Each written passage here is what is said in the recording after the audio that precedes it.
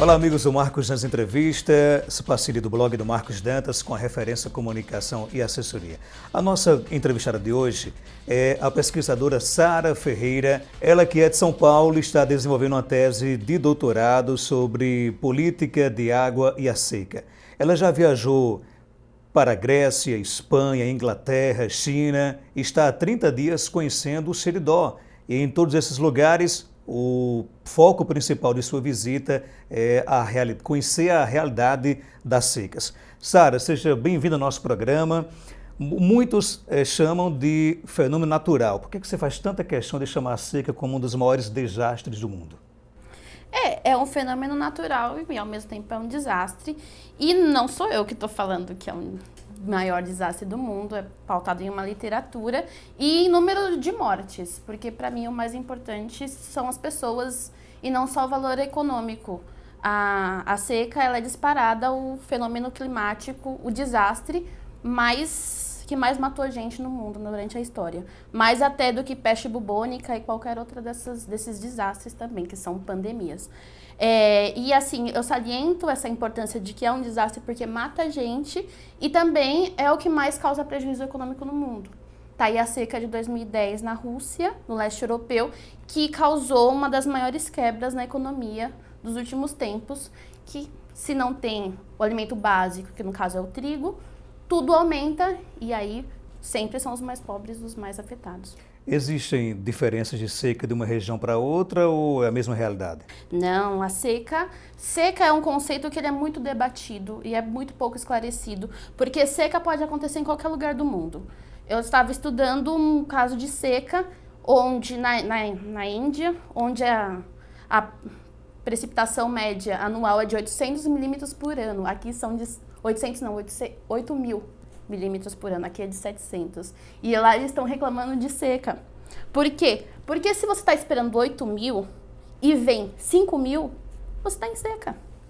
Não importa se é muita água. Não importa, a noção de seca é o que está abaixo do esperado. Por isso que em São Paulo agora tem seca. Chove bastante, até chove, mas tem uma pressão urbana muito grande e está chovendo abaixo do esperado. Qual a contribuição que você pensa em dar com a tese do seu doutorado? Então, a questão do doutorado, eu analiso a política da água, como ela interfere na gestão da seca. E eu questiono isso, porque a política da água ela é um chapéu muito grande, onde entra poluição, enchente, todas as questões que são transversais à água. E na nossa sociedade, tudo está interligado à água. E ela é uma política, tanto aqui quanto em Portugal, que foi feita a partir de regiões onde chove muito. Em Portugal é a Diretiva Quadro da Água, e aqui é a Política da Água de 97, que daqui foi muito baseada na política de São Paulo, que é de 91. Então, meio que se baseou na de São Paulo para estabelecer para o resto do Brasil, onde a realidade do Brasil não é igual a de São Paulo. E lá, quem faz as políticas normalmente é quem tem dinheiro. Lá na Europa é a Alemanha, é a França, onde não sofre com a seca. Então, são países ricos onde o olhar é outro. Então, como é uma política muito ampla, a seca, ela passa despercebida. Então, na minha tese, eu questiono isso e eu saliento a necessidade de se criar uma política voltada para a seca, como acontece na Austrália e nos Estados Unidos. Uma política pública voltada para a seca, e não que a política da água só afete essa questão. O acesso à água, ele não seria primordial para a seca, não? Então, não tem como elas andarem separadas, mas o que eu falo é a necessidade de criar um planejamento para a seca. O acesso à água ele é prioritário. Se tem água em abundância, não haverá seca. Isso daí é fato. Se está esperando aquela quantidade e aquilo é estabelecido, aquilo não é seca. E outra questão também que se fala muito, e acho que é muito comum aqui, eu vi isso muito forte, é uma confusão do que é seca e o que é semiárido. Seca não é sinônimo de semiárido. Assim como seca não é sinônimo de deserto. O deserto não sofre com seca, é a característica climática do lugar. Você não deve esperar daquele lugar algo que não pode dar. Então, eu estava num debate lá em João Pessoa e estavam falando, o pessoal do litoral falando, a gente está em seca. E o pessoal, não está em seca. Sim, estão em seca porque está chovendo menos do que esperava. É essa a grande questão. O nosso programa de hoje está conversando com Sara Ferreira, ela que é pesquisadora, está desenvolvendo uma tese de doutorado sobre a política da água e a seca, e nós voltamos já já após o nosso intervalo comercial. O nosso programa tem o apoio da Decorare, a sua loja de cortinas e decoração. Decorare fica na rua Augusto Monteiro, 598, centro de Caicó.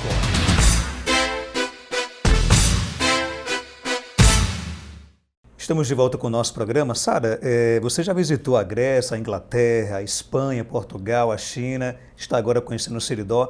Qual dessas regiões mais facilita a convivência com a seca?